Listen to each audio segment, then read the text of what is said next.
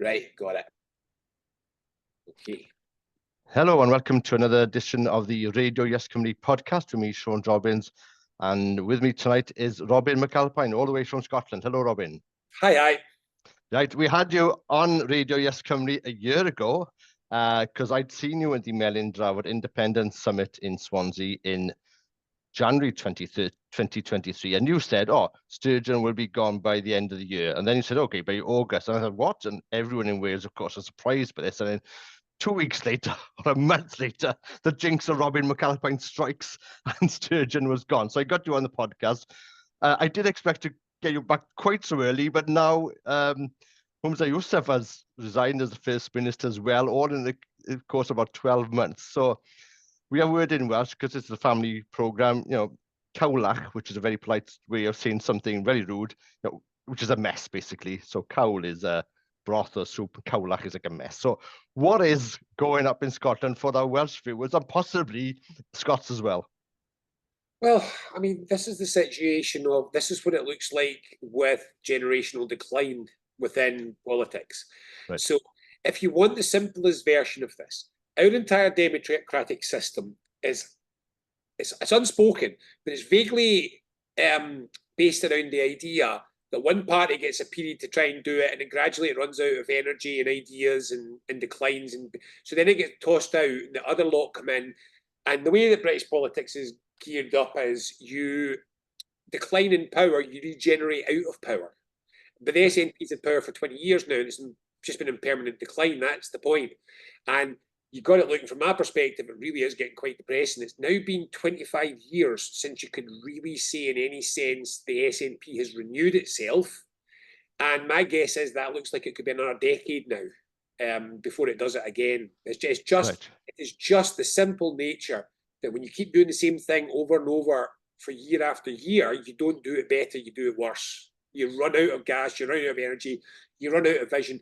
And to be completely honest with you, you run out of perspective. It's very difficult to be every day with your nose right up against a rapidly moving political situation to ever take time to step back and say, but what does this all amount to? And that's what roughly short version. Right. There's a couple of things. We've just learned this afternoon that Kate Forbes is not going to stand for the leadership of the SNP. So it basically looks like John Swinney will be the next leader of the SNP and the First Minister of Scotland, with possibly Kate Forbes as deputy. So that's to be confirmed. Right. A couple of things, Robin. I understand what you're saying. That doesn't quite explain then, or how do you explain that, say, in Wales, we've had the Labour Party hegemony and control of the Assembly or Senedd for the last 100 years in Wales, the Senedd for a quarter of a century. How have they maintained that? But then you think maybe SNP is going through a generation thing, and I think you're all right. And they're maybe not able to maintain that. Well, remember that Labour did the same thing in Scotland. What broke that in Scotland was the constitutional question. So there are instances where one political party stays in power for decade after decade. And the case study for that is PASOK in Greece. We know what happened there.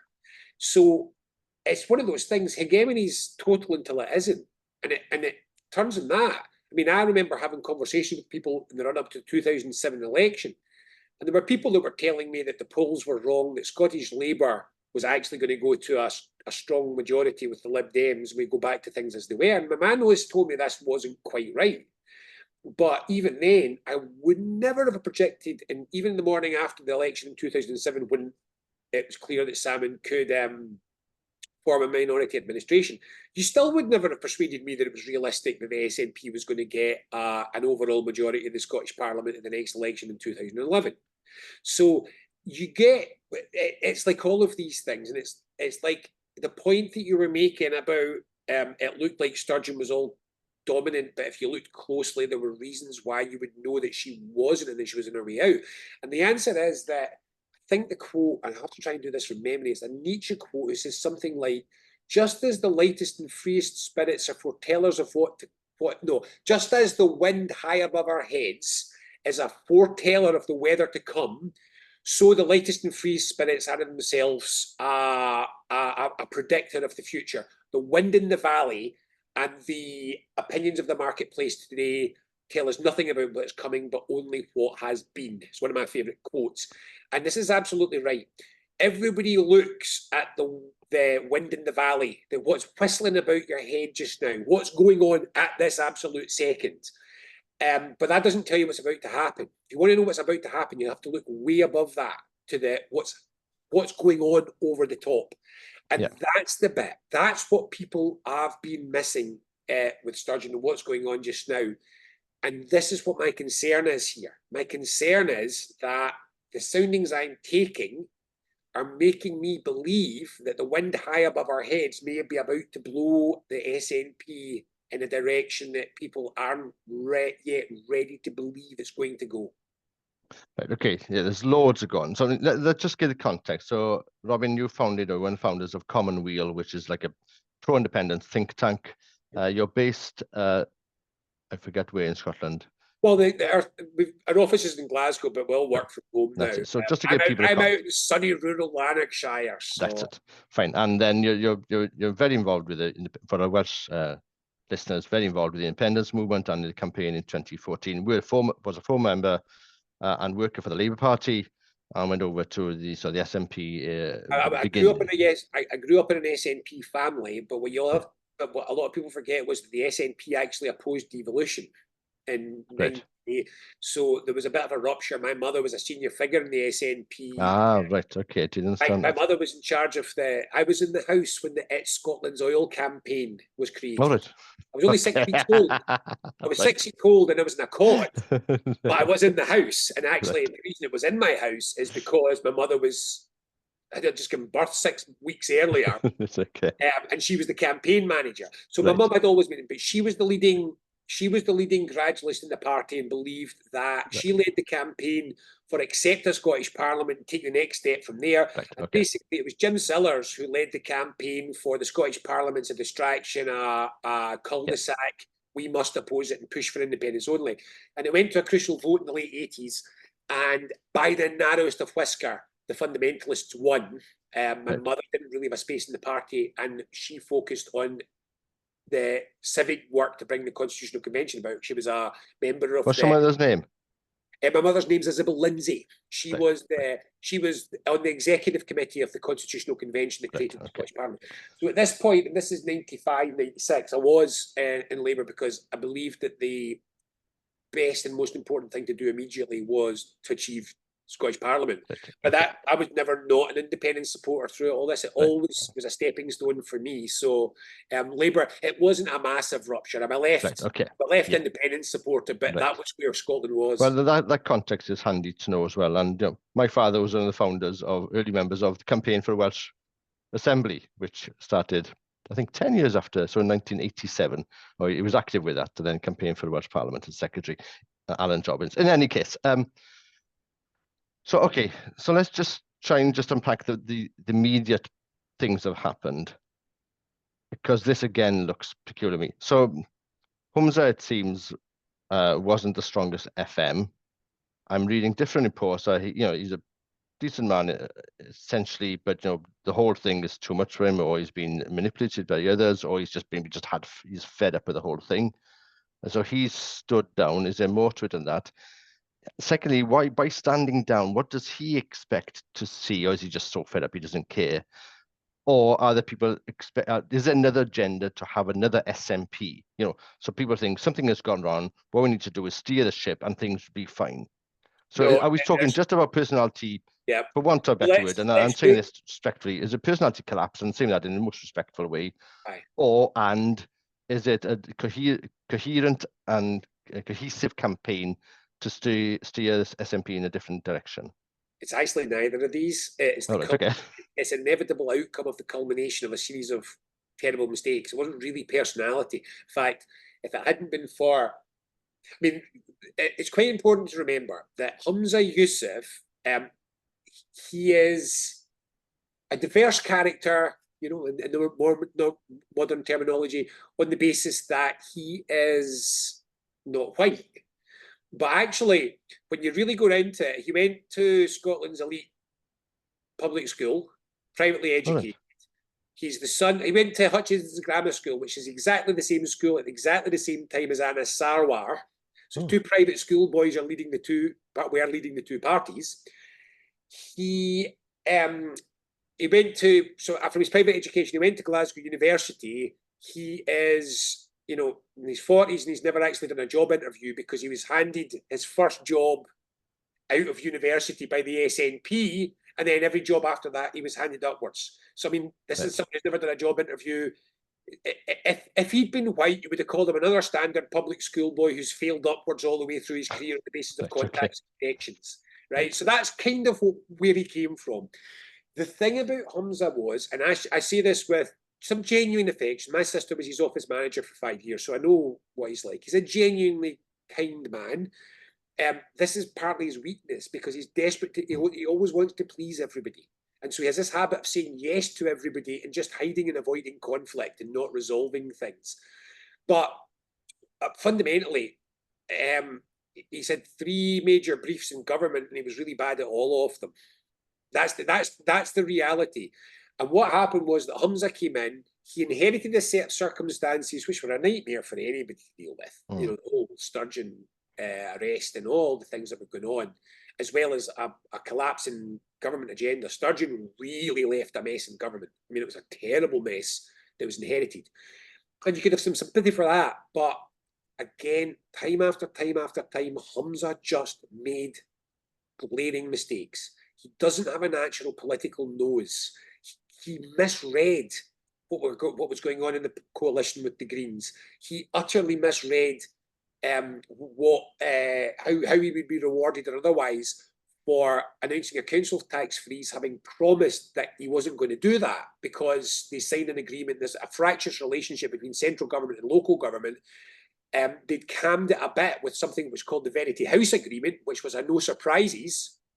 And like weeks after it, Humza unilaterally announces a council tax freeze, and there was another massive blow up. So what I'm saying is he's a terrible habit of walking into rakes. Right. Okay. Keep him in the face. Okay.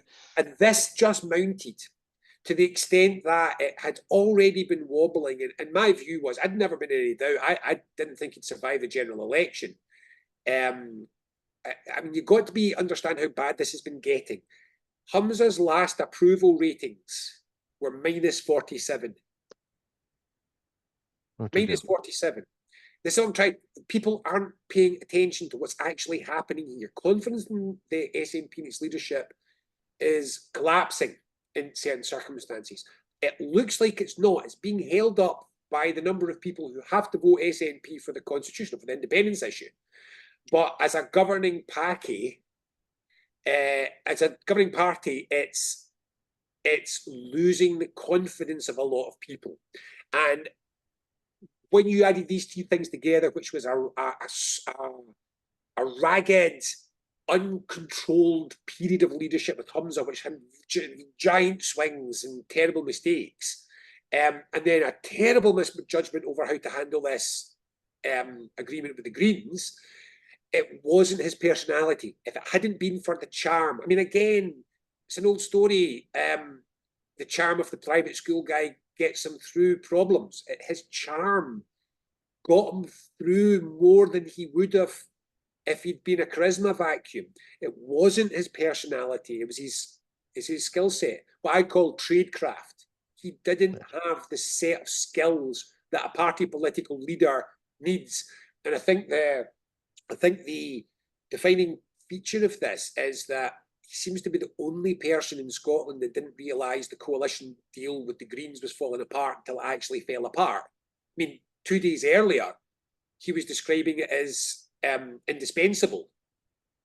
And my view is you can't lead a major political party and not realise within 5 days that you're about to call the coalition off. You know, you need to be able to anticipate that. So it was really just mounting error. Which so that's like the sort of the tip of the iceberg. So I mean, what's been below that? Well, maybe try and go into the nitty-gritty of party politics because that's maybe at the main point of this podcast. But no, I mean, what I can tell you about why it got here is really that there's an insufficient quality in the team.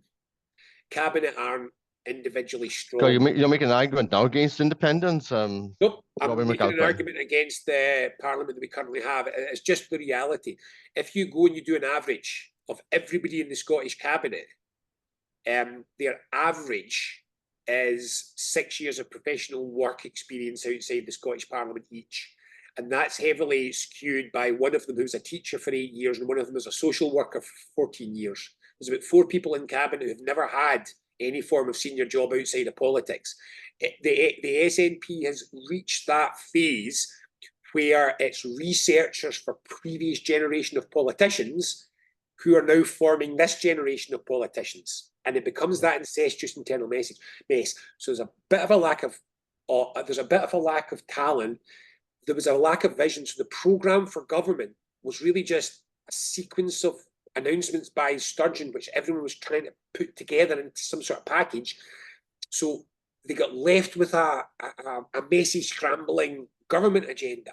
So when you add all this together, it's the dynamic for that sense of declining capability, you just make more and more mistakes. Think about year one Blair, think about year... But that doesn't explain then how, say in Wales, we've had the Labour Party in government since devolution 25 years. I don't think I'm at a push to point to anything they've actually achieved with that, which is embarrassing. But I mean, they've kept power.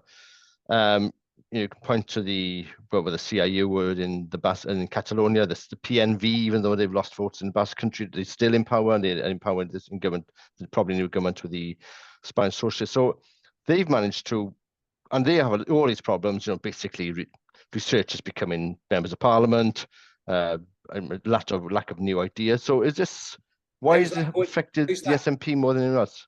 How's that going for all of them? You see what I'm saying? The PNV is in a degree of crisis.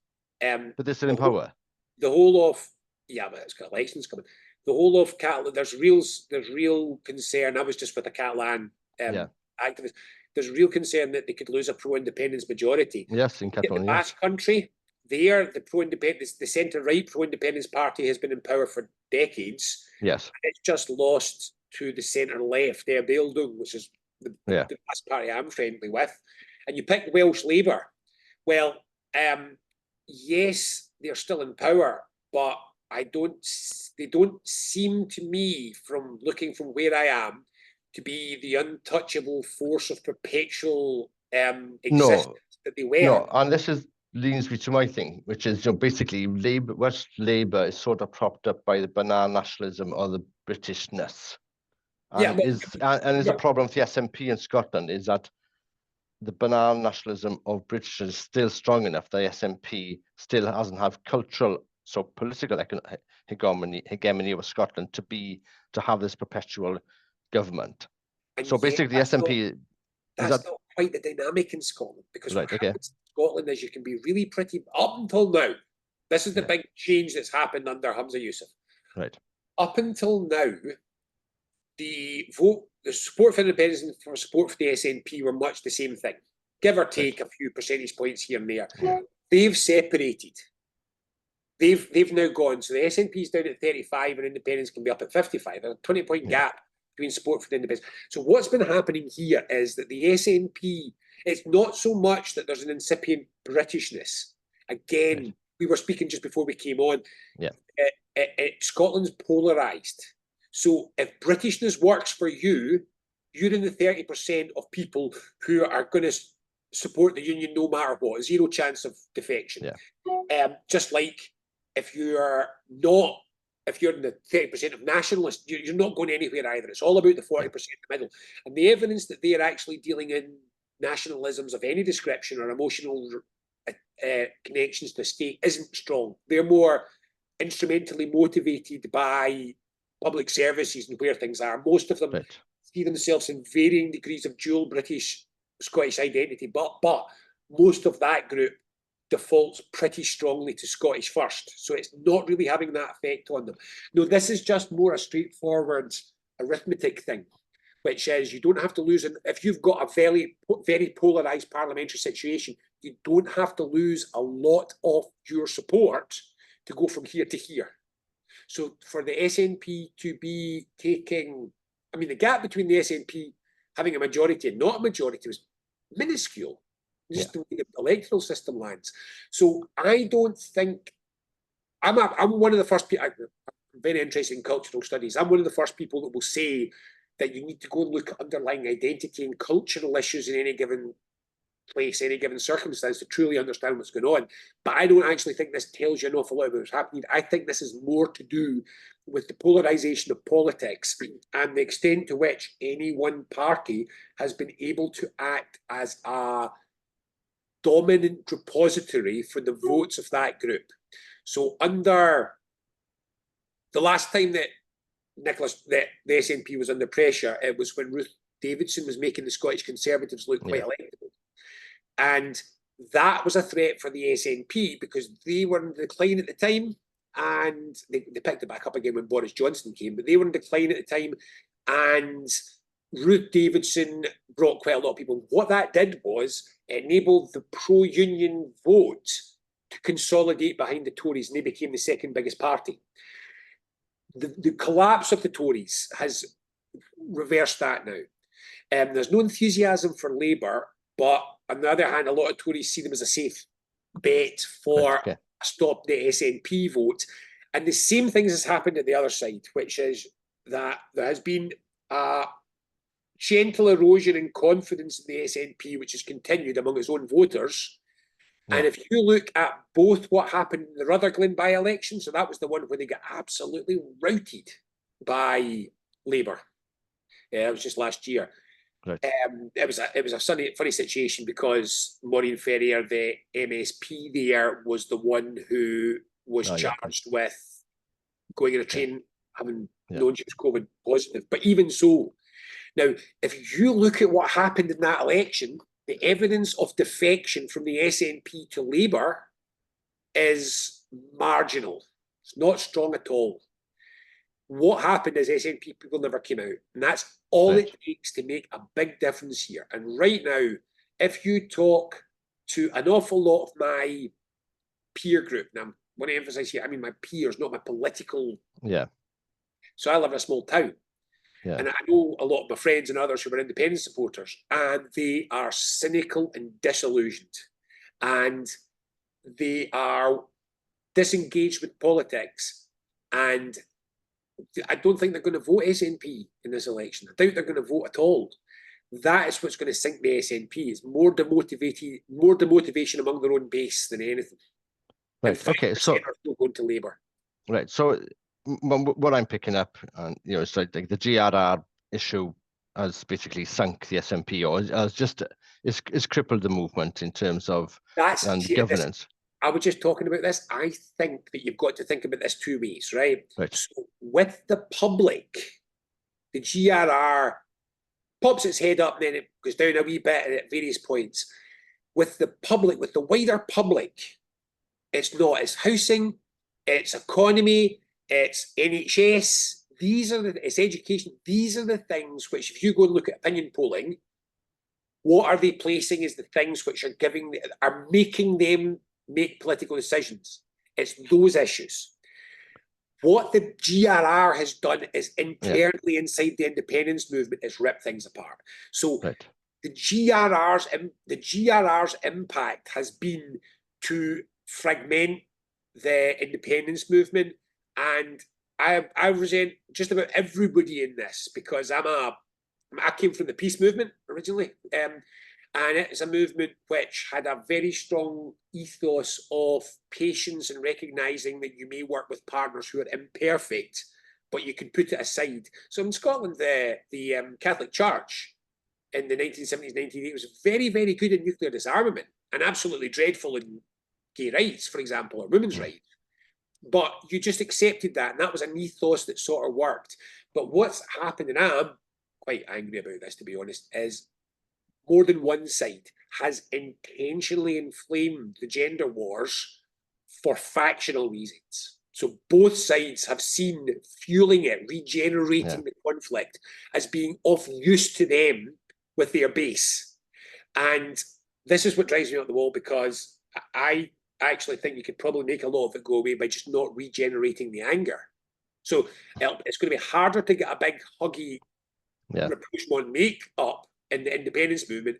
But my belief is it would be surprisingly easy to just put the guns away quietly and stop regenerating the conflict, and I think it would fade. But up until now, far too many people have an interest in just keeping the war going, and we're stuck in forever wars because of it. I'm just going to ask this question because, I mean, the independence, maybe we've discussed this in the past, the independence movement in Scotland is quite different to most independence movements in Western Europe, or probably in Europe, in that it's, unlike in Wales and certainly in Catalonia and in the Basque Country, the language issue isn't a salient one. So obviously, so to some extent, that the movement for independence in Catalonia or the Basque Country, and if Plaid Cymru, for instance, was to be the majority party in Wales, and I thought, okay, the vote on independence is off the agenda for a while, we can't win this or whatever, they would probably ramp up rhetoric and action for the language, because that's another identity thing. So same in Catalonia, maybe the debate for the referendum for independence is down, but we can do more for the language, more money towards Catalan education or whatever, and Wales would do that. So because the language isn't such a salient part of Scottish identity, such a central part, I mean, that option isn't available then for the SNP. So in a sort of interregnum period now where, I can understand the arguments for not having an independence referendum 5 years ago or maybe last year or something, whatever. There isn't that thing, okay, look, boys, we're going to park independence for the next 5 years, but let's go ahead and sort out, another TV channel or something for Gaelic or Scots or something. So that option isn't really available as far as I can see. So then the SNP is almost forced then to look at other things which identify themselves as different, which strengthen the Scottish narrative of Scottish nationality.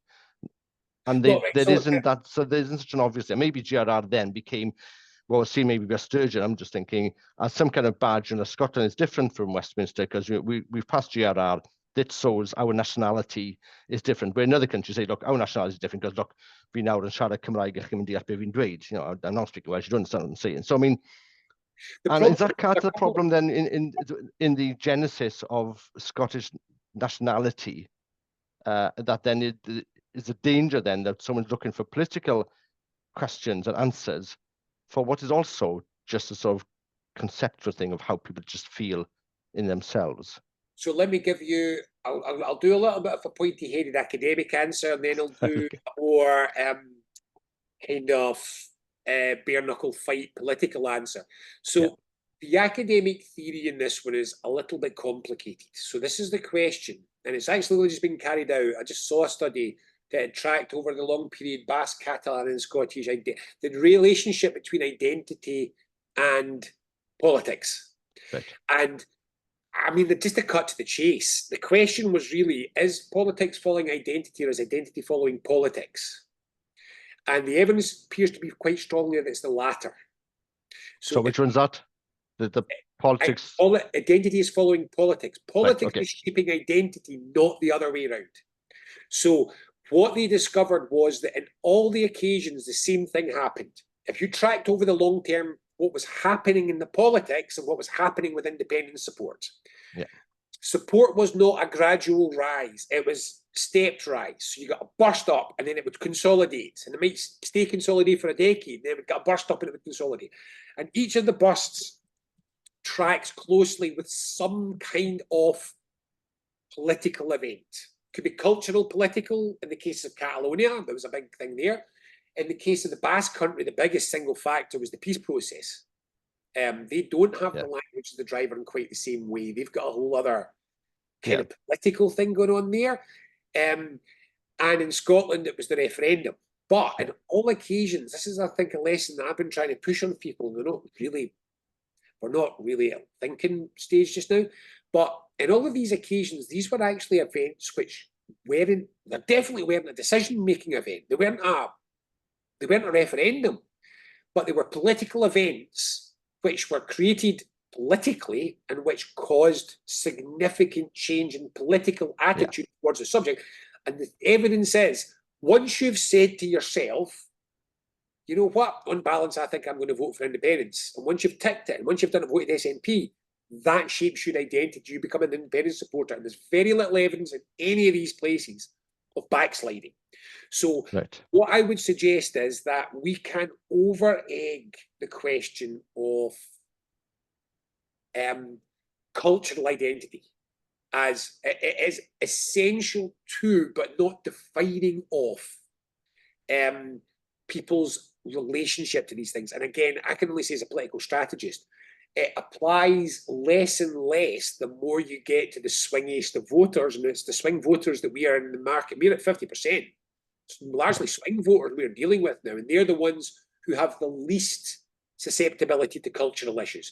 That's maybe a little unfair. They are very. One of the things that we found out is they hate Scotland being talked down. They are Scottish, they feel it, but they see their attitude towards independence as instrumental. You've got to show me it solves my problems, makes things okay. Now, then you were asking about how the SNP is differentiated. And I'm going to say badly, because what they really did was, I've never understood the extent to which it was deliberate or no, just default. But what they tended to do was they pick stupid fights. I mean, it's like they were trying to be different for the sake of it. And I kept looking at the things they were choosing. And I kept going, but that doesn't mean anything to anybody. If you want to pick a fight with Westminster, pick a fight with Westminster over something that the average person actually thinks is exactly. So they've been to court for 4 occasions where there's been a dispute that basically the SNP instigated with the UK. And they've been in the Supreme Court 4 times. They've lost 4 times. But it's what the subjects were. One of them was a fairly obscure question about whether you could implement a human rights legislation into child policy. And it's kind of like, I mean, this is one of those ones where I do human rights policy. And it takes a good while for a number of experts to discuss it among themselves before you know what they think. It's not a register with the public. Yeah. One of them was the GRR. I mean, that was largely hostilely met by the public. One of them was bottled deposit return schemes, which was just a debacle all the way through. And I've forgotten what the other one. Oh, the other one was the independence referendum, but the right to hold a second one. But see, the problem was that they took that to the Supreme Court at a point when the public desire and support for a second referendum was actually at its lowest. It was not a brilliant time to take that, and they were always going to lose it. So what they're doing is they're picking fights, but they're not fights anyone wants them to pick. Yeah. And it just created a tone. I felt quite strongly, it just created a tone of hostility, animosity, conflict, and it left it far too easy to present the SNP as just a bunch of grievance mongers. So if I was what I think it was an ill-judged attempt to rally the base by picking fights which were badly selected and which basically left the rest of the population kind of cold. So the SNP is bad at strategy. It doesn't do this sort of thing. It's a day-by-day tactics. It's a tennis, not a chess outfit. It just it responds, and if you add it all up, so for example, I'll give you something that just bamboozles me. The Scottish government has absolutely devastated the funding of Scottish arts. Every single year since Sturgeon took power, they've cut funding to the arts. Why?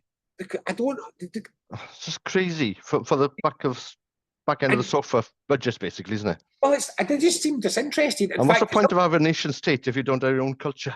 There literally is no point to it, is it? Part of the point is that there's another element to this, which is Sturgeon really pitched herself as an anti-nationalist. Pitched herself. She said it many times. She was a civic nationalist. For her, it was instrumental. Yeah, well, civic nationalism is, has a lot of holes in it. Well, civic nationalism... Well, it's based on a conception of what that civic nationalism is, isn't it? Well, all it means is that I need more powers to do things. Yeah, no, but that's not really a nationalism. That's just instrumental.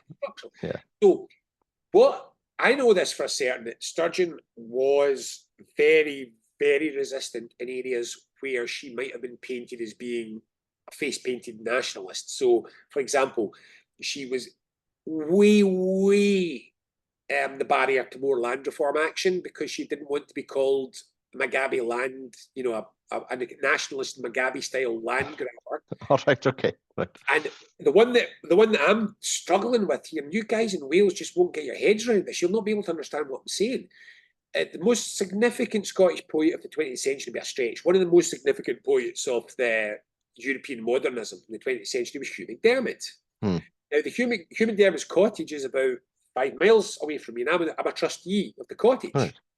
And it's a Grade A listed building, only because it's the most dismal little farmhouse cottage. It's only Grade A listed because it's had all these archives in it, and it's the place for Scotland's greatest literature.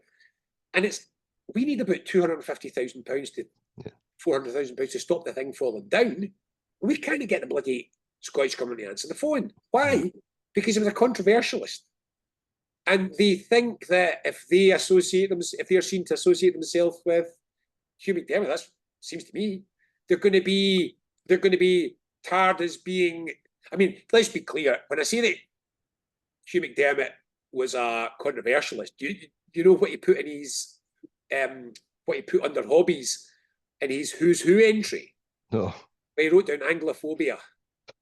It's one of his hobbies he put down his hatred. But we got a big statue in centre Cardiff outside the Senedd to Roald Dahl, and you've seen his quotes about Jewish people. I mean, absolutely straight down the line, anti-Semitism. There's no Roald way Dahl sugar. But Roald Dahl is simultaneously a dark and difficult figure, and but that's accepted, So I mean, but also probably the greatest children's writer of all time. But I think these things are not unlinked. I think the fact that he was a dark and difficult figure, and the fact that he really has a mastery of children's fiction, are not divided. But yes, I know, and I keep saying this. We've just taken so the greatest philosopher, arguably, of the 18th century was David Hume. He invented rationality and modernism, and we've just renamed a building in Edinburgh University from the David Hume Towers to being some rubbish, because in one thing that he wrote in 1700 whatever, in one footnote, he said something that was a bit racist. And you're like, you can't go through anybody of that era without you can't be ashamed of your own history. This is how it works. So there's this fear of Scotland among the nationalists. It's the strangest thing. They're afraid of Scotland and Scottishness at times. So it's not just that they didn't, it's that they steered actively away from engaging with that. Now, I don't think that's catastrophic. Like I say, most of what I can see now says that the next jump for the Scottish independence movement is about persuading people that what is happening is going to make their lives better, because that's what they're telling us. The ones are next. The next ones who come along are there's about 10% more who want to believe Scotland could be independent, but they want to know it's not going to screw up their mortgages and their jobs and all that stuff. Right. So that's the battle we are fighting. But you never don't create subconscious confidence in your nation when you're creating popular, powerful art in your country. Yeah, of course. Seeing yourself on a television screen or a big screen, hearing yourself be looked at, be talked about, be explored, it makes you feel stronger in your nation. And I am at my wit's end on the arts funding stuff. It's well, I mean, we just need to look at the Gaelic revival in Ireland before independence. They just cut funding for Gaelic in the last budget. It's crazy. That's what I'm trying to say. I know. I'm sitting there going, a nationalist government just cut funding for one of Scotland's 2 indigenous languages. If I wanted to be richer, I would just move to London. That's what we could have done. So people live in these countries for a specific reason, because they want to live in that country, which is a bit different to the country. You go to London, you just look rich, and then your mortgage comes in, or your annual rent, your weekly rent comes in. You're not richer at all. But and some of those points are salient to Wales. I mean, we could never have Sacher to Saunders Lewis because he said something dodgy in the 1930s, which is pretty well every author. Everywhere. It was just standard. And I think you've got to give some kind of slack to literary people as well. And I'm talking about people I wouldn't agree with. You've just got to take art as art and not the emanation of a human. Well, things George Bernard Shaw said. Well, I mean, and we could go on, and I wouldn't begrudge Sacher to Winston Churchill because he said some very dodgy things, but you can accept that. Okay, fine, he's done you have to accept. He is significantly there. Exactly. And you must find better ways to deal with it. But the problem with it, I mean, that stuff is a perpetual debate everywhere just now. Yeah. What I'm saying is, we're all becoming ashamed of our past culture, which fairly unique about the SNP is it seems vaguely ashamed of our current culture. It's this that they don't seem to want to take a risk with. And if you go and look at where arts funding in Scotland goes now, it all goes to the three big events organising companies. It's a festival funding. It's a conversation between government and corporations on how to exploit artists at times. And the Edinburgh Festival is becoming dreadful. Maybe that's another podcast. Yeah, that's it. Okay, look. I'm just highlighting the fact that there's a lot of this stuff swirling about, and it's still got bugger all to do with what's happening in Scotland, really. Right. Okay, so we just understood that it's probably going to be John Swinney for the FM. He was First Minister beginning of the century, not a very an unsuccessful leader for the SNP. Yeah, zero charisma. I mean, I know John Swinney reasonably, and he's not an unpleasant man. But no, I can imagine that. But he's not, mind you, he can be quite sharp and quite waspish. Right. But he's not. The problem is that he wasn't even particularly popular among even party loyalists as a leader 5 years ago. Yeah. There's a strong collective memory inside the SNP that John Swinney did really badly. Now, the reason for that is he did. And they're short. I mean, Humza Yousaf. Well, look, sitting outside, and it's my. Why don't you just get Alex Salmond back? He's the only person the British state is afraid of. The British state isn't afraid of anyone else. He's the only person they're afraid of because he can actually communicate, and he's brave. You know, holding a referendum for independence in 2014, I thought you were crazy. I thought this is a mad thing to do. To do that is absolutely incredible. To almost win it. I just don't. Okay, people have been upset. People have said stuff, but I mean, it's just like get over it. Do you want independence or not? And it's not. You know, if the British state was willing to work with Stalin, against Nazism, which is a good thing, you know, I think surely some people in the SNP can just get over any hunch they have against us. This is what I was saying earlier on. I'm perfectly capable of compartmentalizing my views on different subjects and working with people where we have shared interest. That is very much not the fashion of our times. And the difficulty here is in the words that you're saying, I think you're probably greatly misreading just the sheer vitriol and bitterness that exists between the two extremes of that particular dispute, to the extent that both sides genuinely come across sometimes as believing the other's subhuman. Right, okay. You know, so you get people in the SNP that talk about people in Alba as if they're animals, and you get people in Alba who talk about people in the SNP as if they exist only to mutilate children. So do we have to wait a generation for all this to sort of die down and people to literally die before things move on? I mean, where is the national movement now? Because obviously in Wales, we've looked to Scotland for inspiration. I don't think it's possible for us to have independence without Scotland. I think people in Wales thinking otherwise are absolutely delusional. I think it's just not going to happen. So we have a selfish interest in this, so I do in any case, in Scotland having a strong SNP or whatever political party for independence, I don't care. And then fighting a successful referendum for independence. I always sort of thought after the 2014 referendum, it would be another. I've told you about my 18-year theory, you know, that things happen 18 years circularly. So you're 1979 in Wales and Scotland, 1997, things change. And reading back from 1979 in Wales, we had Cymdeithas yr Iaith y Welsh Language Societies formed in 1962-63, which is a big seminal thing, which I think sort of, so I think things go in about an 18-year cycle in any case. And then obviously you had the referendum in 2014, which again, around 18 years. So I thought they can have a referendum somewhere, maybe 2032 type of thing. Is actually my original hunch correct then? I mean, nothing's happening for the next 10 years or so? It shouldn't be. But so first of all, I think you're probably not far off with your kind of 10, 20-year-ish cycle, because I think what actually happens is it takes 10 years for people to realise that they want change, and then 8 years for them to actually get it done. So if you look at most of those things, there was strong public support for a Scottish Parliament, but it took another 8 years at the end to get it. And so the first 10 years, they make their mind up, and then it just takes time to deliver. So I suspect you're probably not far off with that.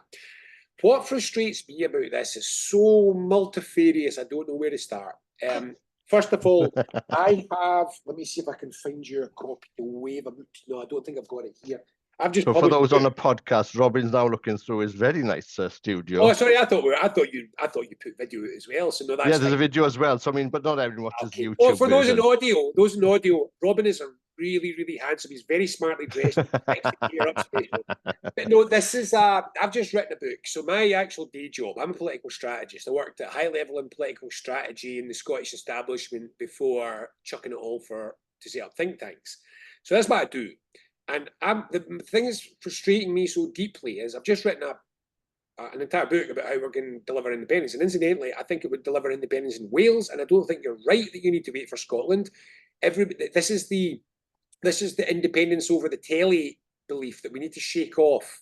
You're right that if you're going to do it through power politics, governments, parties, powerful leaders, then yes, you need the big public choreography of the sense of change. But I don't think that's where we're fighting for it, what we're fighting at the moment. So I would suggest that you want to look yourself more at things like the civil liberties movement or the Black Lives Matter or the anti-apartheid movement. Those were all sui generis. They all had a fight that they had to fight in and of themselves, and they didn't have anything from which they could lever progress. Now, I will just, I mean, if you haven't want, I'll come back and talk about my strategy. I'll be interested. I'm a big believer that demography is the mother of all politics, and I also believe in the big man or big person theory. I think individuals, and this is what I think Salmond does. I don't think he would have had a referendum without Salmond. And I think it's become fashionable to discount that individuals can actually change the weather. Oh no, individuals can, but sometimes if they're not available, or if they're not available, I don't think. Or if you don't have that individual, or if you don't have the set of circumstances which enables that person to go, you have to do something else. And that's where we are. So my view for this is for ages has been, there isn't a parliamentary route to Scottish independence. Not at this moment. The next phase of what we have to do will not take place in a parliament. It will not be carried out by a political party. We have to move opinion. And with it, I won't go into it just now because it's too, I'll go off in one and it'll take me ages to decide. But that's not how modern campaigning goes about things. You know, the idea of the viral concept where you're deliberately trying to bypass established sources of communication, such as, First Minister's questions and the politics page, that kind of marketing, advertising, all these sorts of, they've been going round the back of this for ages. And so is clever campaigning. I mean, I cannot urge you enough to go and look at what, say, Bernie Sanders or Black Lives Matters, even Emmanuel Macron, they all did things which were largely orientated outside of the public gaze. Peer-to-peer, one-to-one, community organising, all that sort of build-up stuff. Now, I think that's our next phase. I think we need to drag Scottish independence up to closer to 60% consistently, and then we can go back into play. And incidentally, if we can get over 60%, I don't think we need a referendum. I think we've got lost with this referendum bollocks. Referendum is only a trigger mechanism for demonstrating the settled will of a population. There are plenty of ways to do it. Lots of ways to do it. Actually, I'll just give you, what I'm suggesting is, if a referendum is a way of confirming a contested statement, A or B, well, if you only want one side of that, if you just want to confirm A, there's another methodology for doing that, and it's called a petition. And I'm suggesting that it's perfectly possible to, so the model that I'm suggesting is, we don't need the powers given to us. We don't have to ask any permission to take all the polling stations on a straightforward rental basis, hire electoral reform services on a straightforward commercial basis, and run a weekend petition where you're sent a polling card and you turn up, but there's not a poll, it's just the right to sign a petition. And I'm trying to point out that if we can get 1.2 million people signing that, we're over 60% of the voting population and 5 percentage points clear of what the No campaign won in 2014. So the thing that I keep coming up to here is stop thinking about the last process. You know, in politics, we always fight the last war. Do not assume you're fighting that war. The purpose of a referendum is to twist the arm of a government using the power of public will. There are many ways to do it. And if they're not giving you a referendum, look at the other ways in which you can do it. So my point here is, yes, you can get led by a great leader, but it's not often. And I'll tell you something, name me one. Name me an instance where major social change was achieved by a single person. So yes, you've got Martin Luther King, but my good God, the civil rights movement was longer and deeper and wider than that for a very long time. And it certainly wasn't taking place in a parliament. Likewise, anti-apartheid movement. Nobody ever actually elected a government to end apartheid. Nobody, I mean, again and again, it's Indian independence, well, almost any form of independence. I'm not aware that there's a single instance of independence, arguably Ireland, but a single instance of independence anywhere in the world that primarily operated through, was primarily achieved through a parliament or parliamentary activity. All the rest of it, every other instance, was a broad civic social movement over a period of time. And I will caution that it is greatly in the interests who have the microphone and the stage, it's greatly in their interest to keep persuading you that they are the solution to everything, and only with them can you do things. Now, don't get me wrong, I'm not anti-politics in the slightest, spent my life around it for a reason. They are part of a picture. It is rare that you can do this completely without political support, political presence. But it's very, very rarely indeed that you do it with. Even the NHS was more or less a fait accompli before the paperwork was signed. The work was done by the Victorian reformers and by Beveridge and by a whole bunch of things that happened during the Second World War in terms of the radicalisation of the population. You can argue fairly strongly that Attlee just signed the paper in the way that Lyndon B. Johnson wasn't the man who ended segregation in the US. Technically, he was. He was just the man that signed the paper. But fundamentally, in the end, you do need someone to sign the paper. So I can't emphasise enough, this is not about giving up politics for the civic, and it's definitely not about giving up the civic for the politics. Every time you get major change, it's always both of them pushing in broadly the same direction, and we're lacking that at the moment in Scotland. Okay, so that's the situation. Okay, so to bring it back to the present, maybe the micro. Swinny is an ex-FM of Scotland until the next election, which is May 2026, same as this, isn't it? Say for the sake of argument, Starmer wins in Westminster this year. People say, okay, Starmer's not great, but he's not Tory, he's not totally corrupt, and maybe, people say, like, actually, we've given up of any kind of politics. So this is basically as good as it gets. And when they hear independence, people say they just glaze over because we've tried to change. We've had the SNP, it's not been absolutely fab in the last few years. We now got Starmer, he's not great, but he's better than nothing. I just want to get on with my shopping and we're playing football and stuff. I mean, there could be just a total malaise and anti-politics and just feeling that change can't happen. Well, and also, I mean, I think we crossed that point some time ago. Right. Okay. Not I mean, where does that? It depends whether we are talking about activists, the movement, the party, or whether we're talking about wider Scotland. Yeah. Well, okay. Scotland has been walking away for a number of years now.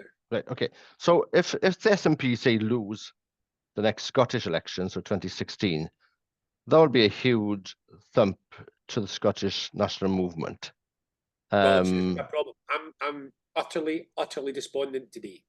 Right. Because I wrote earlier in the week that it's a surprise to me that I find myself in the position, but I was an enthusiastic supporter of Kate Forbes, who's not exactly considered to be in my wheelhouse. Yeah. But her approach offered great opportunity for that dual track approach that I was mentioning. and I was enthusiastic.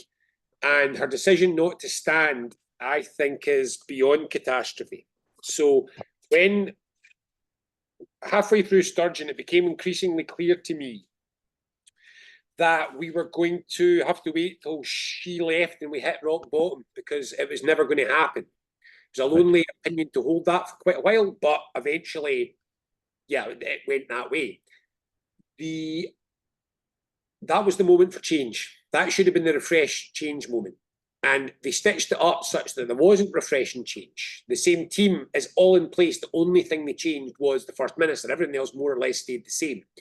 Now, I was a bit down at that point, but not entirely despondent, because I knew he wouldn't survive past the general election, which was going to be 18 odd months. Right? And at that point, I kept saying to myself, right, okay, that has to be rock bottom. That has to be when the party says, dear God, we need to change. And it's just happened, and they've stitched it up again. Right, okay. And I don't believe, I mean, let's be honest, what the hell is different between Swinney and Yousaf? They have the same agenda, they have the same team, they have the same approach, they do the politics in the same way. If anything, Humza had more charm. Humza looked more like a future. Humza wasn't a retread, not yesterday's man. I am damned if I can see, just put it this way, Humza's sitting at minus 47 approval. What's adding 30% onto John Swinney's approval ratings to get him into the realms of just normally bad as opposed to really bad? So what gives a 30% boost over where we are? And I'm going to tell you a story. I was talking to my first civilian conversation after the whole debacle. And I was asking this woman, I didn't know her, I didn't know what her politics were, but I always do this. What did she make of things? What's her take and stuff? And quite quickly, without any prompting, because I genuinely didn't want to lead her, I got into the question. She just basically told me that she'd voted for Alex Salmond every time, and she'd kept voting the SNP, but increasingly she felt like she was just voting for her, that they were contemptuous of people like her that voted for them, that they really literally didn't care. And I asked them, well, what do you make about this? She goes, well, it just looks like a bunch of people that have got together as if we don't matter, deciding which one of them's shot it is in the trough. And I'm sick of the lot of them. There's absolutely no way I'm voting SNP. Now, I'm going to be clear, that's how I feel right now. Tonight, that's what I feel. This was your opportunity to realise that as a party you are failing, you must own it and you must change. And what they've just done is ramped up the party machine in broken arms to make sure nothing changes and everything continues as it was. Now, I cannot see how that is a dynamic that reverses the pattern that's about to unfold ahead of us. And I'll go even further than that. I think a lot of the problems that are coming are baked in, and they've just accepted to own them and pursue them. Remember that we're looking at chief executive of the party when John Swinney was deputy leader, has just been charged with embezzling party funds and looks highly likely to end up in prison. And the person whom John Swinney was the direct deputy to is at severe risk of also being charged just now. I've spoken to people that said, on the balance of evidence, they would normally expect a charge to follow for Sturgeon. It might not. I don't know the details. I don't know the inside of the case, anything like enough. And what we've just done in Scotland is we've decided to maintain full fat Sturgeonism, the full team, everything, every face, all of it. Now, if that turns out to be as bad as it could be in this court case, you might have a discredited party who's chosen not to put any clear water between them and a past administration that's mired in corruption. And that makes me extremely nervous. I thought it was very difficult. Ideally, it would have been better if Humza could have just taken the beat. Poor soul. If he could only have taken the beating of the bad general election, which I think is rather baked in. And I spoke to Kate Forbes and I said that I thought there was a small chance that if she played her cards really effectively after taking power, she could do enough to limit the damage at that election to make it actually look like a success for her. I don't think there's any chance of that under Swinney. We all seen him so many times. He's just He's such a, there's no way they can generate a sense of excitement or drive or vision or energy around about this. And I just think going into this election in that way is really going to be quite ugly. And the last poll had Labour overtaking the SNP losing 30 seats, Labour overtaking them. 30 seats out of 50 seats is what the last poll. They were going to be in 25 to 26 or something like that. It was shaping up to be absolutely brutal and to give Labour a firm structural foothold back in Scottish politics again. I can't see what's going to stop that happening now. I can't see how John Swinney in 3 months is going to persuade anyone to look again. And people have formed their opinions. And again, the problem isn't defection. The problem is just not turning out. And that's how I'm feeling. And I've spoken to other people today who are hardcore ND activists. And they feel this sense of, this isn't anything to do with us or Scotland or independence. This is an internal party machine protecting itself at any costs. And it's the smell I'm getting in my nose. And if that settles in before this election, you could have John Swinney staggering through 18 months, having just had a disastrous election campaign and with a bottoming out opinion support. Now, maybe they've got some plan for pulling it around, but I'm damned if I can see which one of them's got the ability to do that. And my really deep concern is we are going to engineer the reality of your 18 years. I think we're 3 years away from it when we get our act together, genuinely. I think from my reading of all the data that I can see as a political strategist, I think you can convert those 10 people in 3 years with the right campaign, and then we're good to go. But the problem is, you've got to stop. You can't do it against the backdrop of a government whose every day is bad news. I mean, a good day for Humza, a good news cycle for Humza was no news. Yeah. And the only thing that he did well out of, and he did very well, but the only thing that he did well out of in his whole year was Gaza. And to be honest with you, his position in Gaza was no more than you would expect from someone with any humanity. It's Starmer that made Humza look so exceptionally good in Gaza. So I mean, so basically, this is a pretty dark picture. I'm afraid. I wish I could. One of the things that I do is when I think people are down, I try to lift them, and when I think people are all giddy and high in their own supply, I try to bring them back down again. So it's what I did. It's what I did as a job, right? So I was a political advisor to, for example, I worked for 10 years as head of political strategy in the university sector. And if the university principals were all drinking the Kool-Aid, it was my job to say, well, wait a minute, are you absolutely it's going to work? And if they were all going, oh, it's doomed, there's no point. Yeah, well, the default position in Wales is doomed. I mean, no, we're Scottish. There's it's never hard to tell the difference between a Scotsman with a green and a ray of sunshine. You know this. But the point here is that I would tend generally to see at the lowest point, that's when people need lifted. But right now, I'm afraid I am struggling. I'm struggling to find what the upside in the near future is. And I think there's a chance that we have just consigned ourselves to another series of events which are almost foretold. This is the thing that I've been trying to explain to everyone. The thing that was so, I've never seen something in British politics that was so like a standard Greek tragedy. Everything that happened to Humza was predestined from the first moment. I mean, I wrote an article last year saying all the following things are going to happen, one by one. And each one's going to take a chunk out of Humza and he's going to collapse. And it all happened. You know, the legislation that was always going to cause a shit show was always there. The outcome of branch form, that's the investigation into embezzlement in the SNP, was always going to have charges, and that was always coming. There was always going to be a collapse in participation in branch meetings and party conferences. There was all these things were baked in. It was predestined. It was painful to watch. It was like tick tock, a piece of clockwork, which was all wound and was inevitably going to run its course. And my concern is that we've just wound the clockwork back up again, and a lot of what's coming is baked in. So I will be interested to see. We have a something of a slight crisis in Scotland over how to deal with the Cass report into transgender care for children.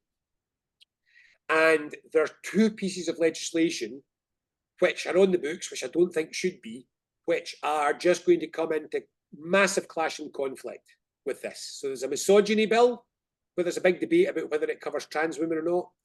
And there's a conversion therapy bill, which Cass just explicitly said she has deep concerns about conversion therapy bills because it implies that you're not allowed to do professional supported questioning of a child.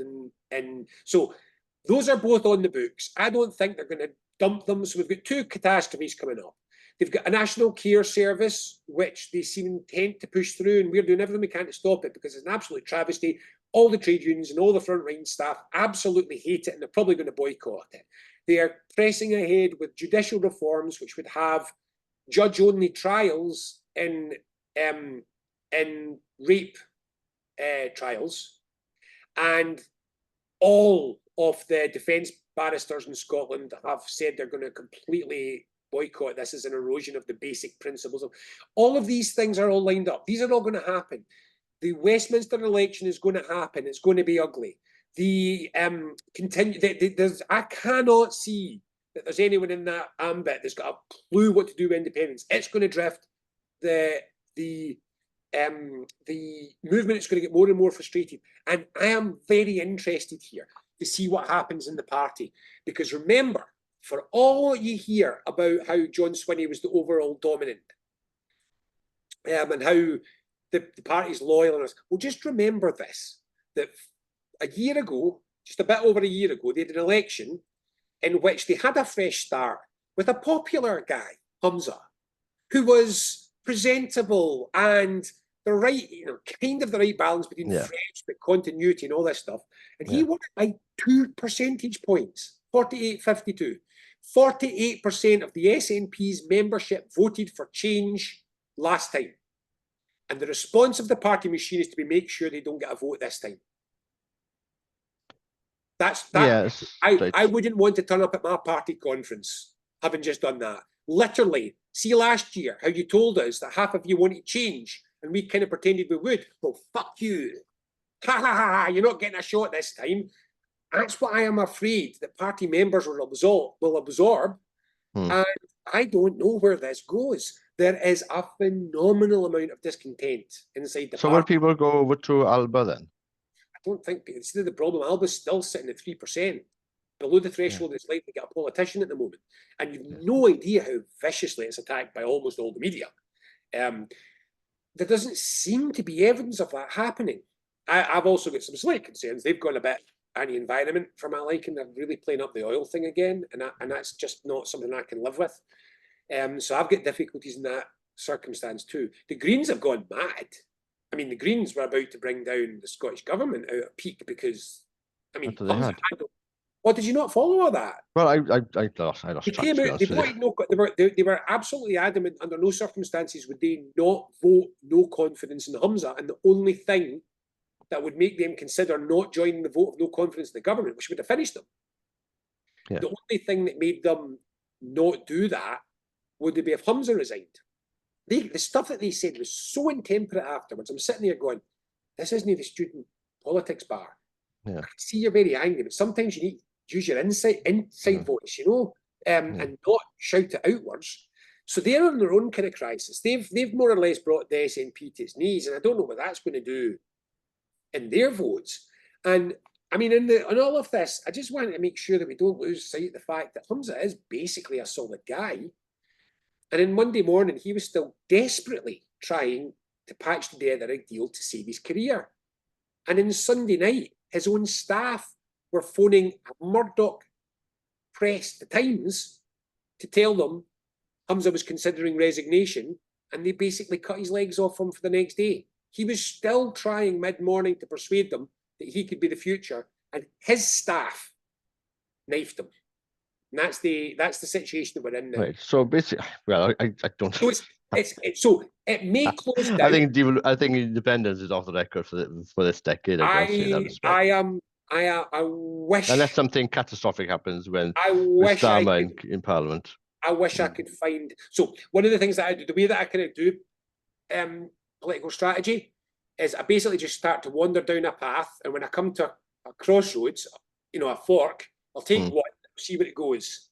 Then I'll come back and I'll take the other one and see where it goes. You just keep going. Every time you find a fork in the road, take that one. I am looking at what the convoluted path would need to be for this not to be a dispiriting lull in our progress towards independence. And it's so narrow and it involves so many strange events.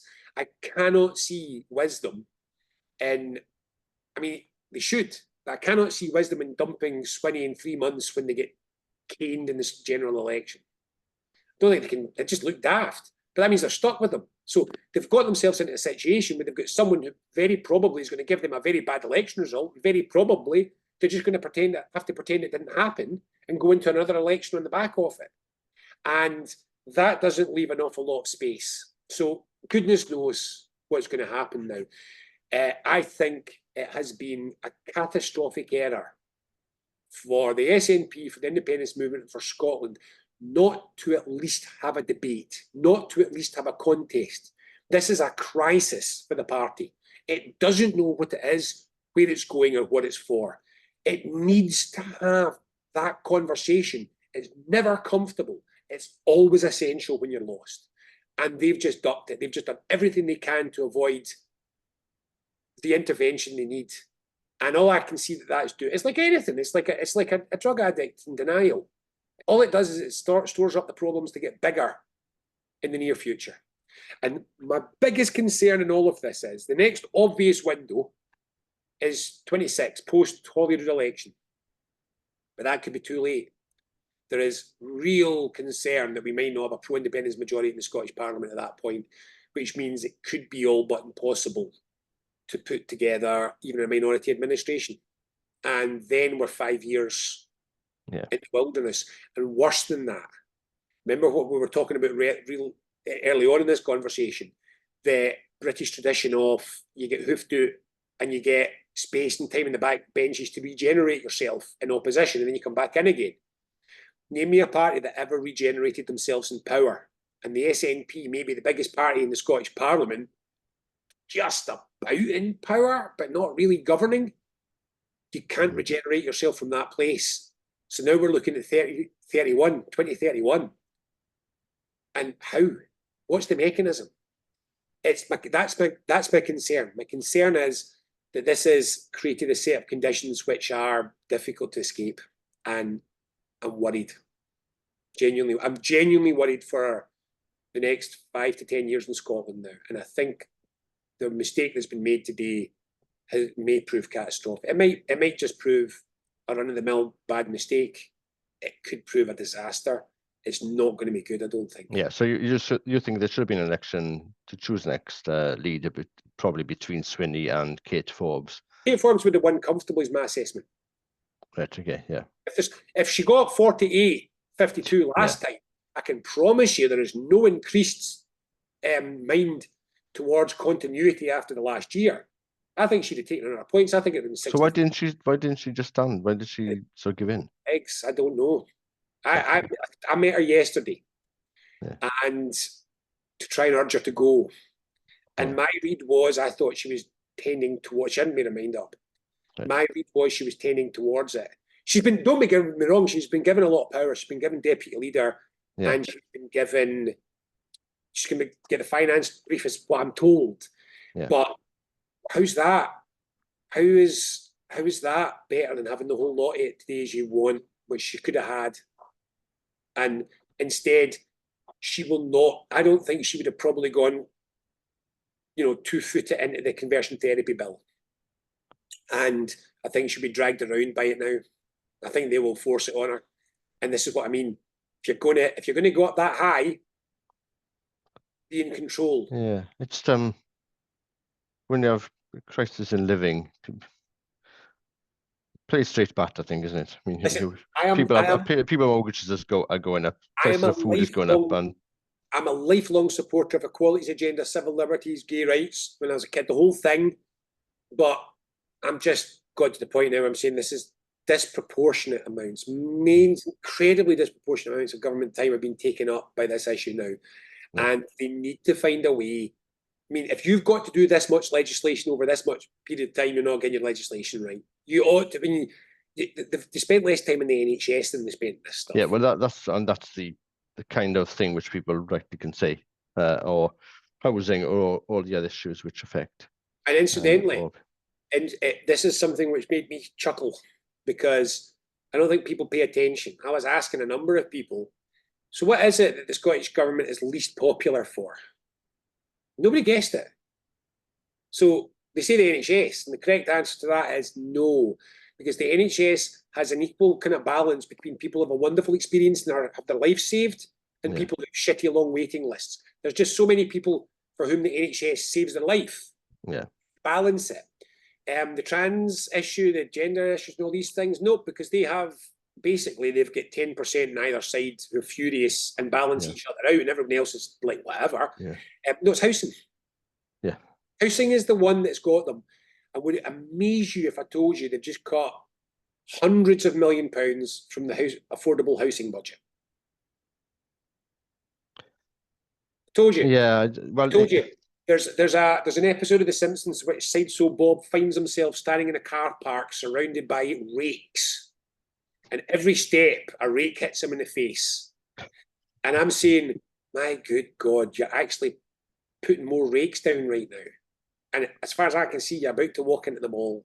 It is a dispiriting and frustrating thing for me to be watching at the moment. And it's kind of like, you know, one of those films, you say, don't switch the lights off, don't switch. That's how I'm feeling at the moment. I'm sitting there going, don't do it. And then they do it, and it goes exactly like I'd imagine. And then it's the next day and it happens again. Yeah, it's going to be a tough gig to get back, because if the SNP lose power, then the narrative is, we've given you a chance and you didn't deliver. And that's a difficult thing to get back from. I remember the other thing that's a killer in this, and this is where my heart really sinks, which is, I'm an experienced political hack, right? You know, I've known this was all coming for a long time, and I thought there was this one window. And I'm going to say, last night I was sitting thinking, Jesus, we could finally turn the corner here. We could finally get this damned monkey of paralysis off our back. And I'm feeling a bit broken today. Yeah. The last window that I could see for rapid regeneration just closed. And what is my concern is that there's a lot of people who are still believing more fully, more passionately. And I think they're about to see. I mean, I've been watching this. It's kind of like there's this line threshold, and SNP members, independent supporters, have been getting pulled downwards and downwards closer to this threshold. And this threshold is where they go from, actually everything's good and we're really into, oh my God, we've just wasted 10 years. And I've just been watching person after person after person cross that threshold. And when they do, they're so disillusioned, they're so out, they feel so tricked. And it's just how many more people are going to cross that line in the next 18 months is my worry. And if anything, it's almost like a personal pastoral care for people that I've worked with and, you know, been with so much for the last decade, more than that, last 12 or 13 years. And I fear that they are about to get a real crash. And it may be hard to pick ourselves back up. And again, I will finish with this, because I was just chatting to my mum. She recognises that, yes, this is about as grim as 1979. So you know. Oh, that's not that grim, is it? Yeah. I mean, 79 was awful. No, I remember. My mum was a leading figure in the devolution referendum in 1979, and a leading figure in the 10-year process it took to drag devolution back onto the agenda, and then the 7-year process after that it took for Labour finally to get back in power. And she's been through it all. And in her, I'm just talking to her, and she said, this is about as grim as 1979 now. But what she said, and she always gives me this lecture, she has that Quakery sort of mindset of people that come from the peace movement. And what she said was, but here's the thing, there is always the opportunity for surprising events, and they can turn things quite quickly. Yeah. It looked in 2018 like this was all going to happen. Yeah. We just had a bad general election. The SNP had lost 20 seats, and we were lost and we had no direction. And then they gave us Boris Johnson, and it solved everything in one go, just about, in terms of morale and positioning.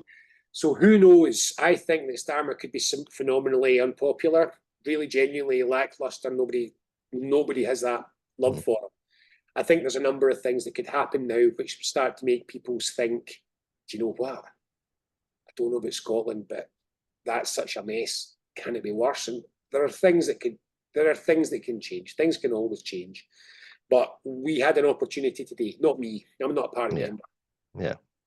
The SNP had an opportunity today to create conditions where change was possible, and they rejected them. And it is hard. It is hard for me tonight to feel good about the state of where we are in Scottish politics and the independence movement. And though we've got a big All Under One Banner march, and I'm speaking at it, and I've now got 48 hours to try and find something to say which isn't going to send everyone else home to buy. Well, you need to build up the movement and keep the troops. You need to keep the weapons sharp, don't you? There will be the battle. You need to be completely honest with you, what we could really do with is not so much keeping the weapons sharp as opposed to stop pointing them at each other inside the movement. Yes, that would help.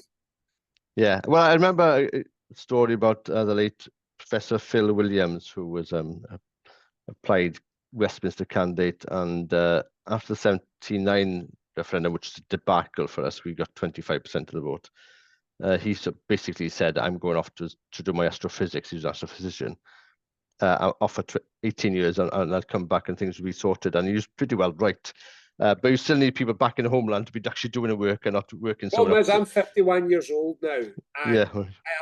I'm a pragmatist, right? I realise things come at the pace that they come at. But on the other hand, you want to move on. The big error in politics is the belief that you don't decide what pace they come at. And I'm impatient now. And yeah, well, I'm 56 and I'm more impatient. But, I'm not wasting 18 years watching this shit. No, I think it's going to be 18 years. I think it's 10. Weeks, the next couple, I'll be absolutely honest. The next couple of weeks for me will be of great significance. I need to decide what to do with my life now. Yeah. What is there that contributes to making a difference? Because I can't keep banging my head off a brick wall like I feel like I've been for 10 years now. Yeah. And I've been the Cassandra figure in the movement, shouting, there's not going to be a referendum. It's not going to work. They're not going to get a bounce over Brexit. Sturgeon's going to go. There's going to be a crisis. Humza Yousaf's not going to fail. And now I'm sitting here going, John Swinney's not going to recover. And I never get into this by a Cassandra. And I think now trying to work with what's there and waiting for a space maybe isn't the way forward. I think it might just be time to get a bloody battering ram and make some space in this debate. And I don't quite know what form that takes or what that means. But we can't go on like this. We can't go on like this. The UK's falling apart and Scotland's paralysed. We have just met this challenge, this giant test, by more or less saying, fuck it, this'll do. Have this one. He wasn't good the last time, but whatever. And I just think it is hard to see today in positive terms, and I don't know anybody who is. Maybe it's time to take some time off and then come back in. What? I'm a mission-orientated person. Well, so am I, but sometimes I go out for a walk during the day, and there's lovely alpacas over the road, and I'm tempted to look into the economics of alpaca farming. Yeah, well, but maybe that's not a bad idea for a few years. But on the other hand, I also know that it'll take 10 minutes before it pulls me back in again. So I suppose I just better not stay alone. There's another Welsh poem. Get my constructive head on, wait 10 minutes until we see where the dust lands, and take it from there again, like I always do. But it's not. This is not the day I've been hoping. Well, there's a poem in Welsh and it says, "Beth allai, ni allaf ddianc o hon." I cannot escape from her, from Wales. And you know, all how bad things are, it just drags you back because you have to fight for it.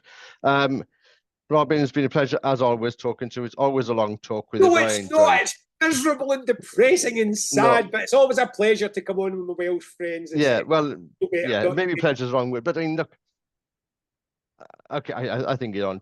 I think the initial 18 years from 2000, so I think it's 2032, possibly, and you know, but things can happen. I say, we'll see what happens with Westminster, but people need to keep being organised, just keep the stuff there because things change.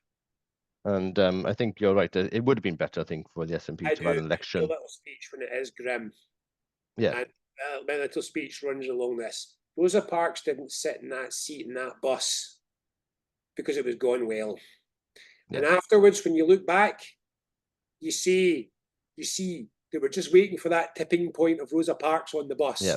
I'm saying, no, where the hell? That's what it looked like afterwards. That was an act of frustration, anger, and desperation, just like a dozen other acts of frustration, anger, and desperation that didn't change everything, but she did. And you never know when you've turned the corner until you're round it. So it could be tomorrow, it could be next week, it could be next year. We've all got to keep going, keep our head up and find the opportunities. But God damn, it should have been today. Yeah, and I think the SNP needs to understand, work out what exactly they're for. Yeah. You know, and it is for independence. Tell us at some point if they're interested. And what the priorities are. It seems they've maybe lost that. Robin, again, maybe we'll have a chat another year, 12 months time. And we'll see where we are. Oh, my dear God. Maybe there'll be. Like you say, I can talk about happy things. Call me on, and I'd love to come and talk about independence strategy. Yeah, well, we'll talk about that. We'll actually talk about that. Let's give it a few months, see how things are going. Maybe by then you'll have a new leader in the SNP again, and we'll have another chat, and things will be even clearer. And I'd imagine next time, I'm guessing Starmer will be the Prime Minister of the UK. Robin McAlpine, thanks for making time to speak to us on Radio YesCymru, the podcast, which is also on YouTube. Follow us on your usual podcast sites. I'm Siôn Jobbins. I'll be back again talking about independence for Wales and independence for Scotland. Take care, and until next time, pob hwyl.